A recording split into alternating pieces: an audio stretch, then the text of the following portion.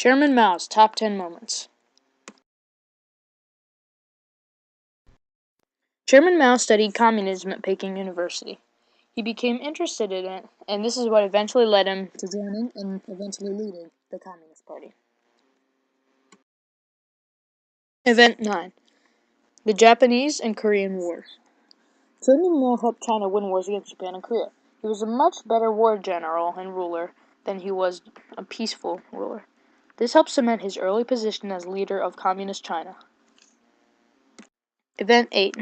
Chairman Mao's Legacy. China's evaluation of Chairman Mao after he died was mixed. They concluded that he was an excellent ruler before 1956, but also said he was the reason that China failed after that.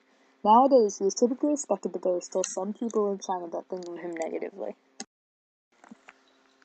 Event 7. Freedom of speech in China. In 1956, Chairman Mao decided he was going to give everyone the freedom of speech and the right to talk, as he said, letting 100 flowers bloom. However, he revoked it less than a year later because he couldn't take the criticism directed at him. Event 6. Marrying Sheng. In 1939, he married his fourth wife, Sheng, a former actor. She served as a spy for him and helped him in the Cultural Revolution, becoming his eyes and ears for enemies. Event 5. Mao was born a peasant. Chairman Mao was born in Shaoshan, a small country town.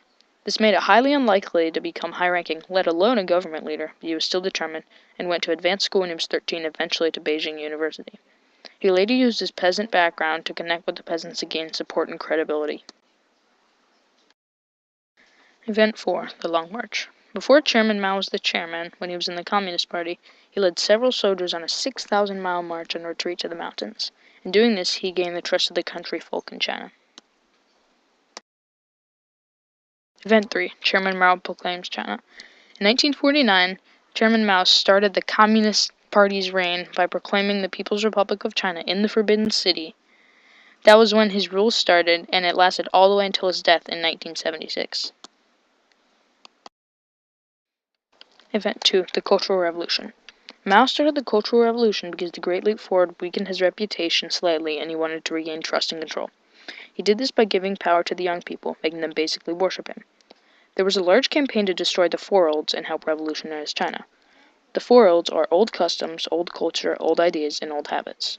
This resulted in terror and chaos, and even the parents were afraid of their own children for fear of being turned in.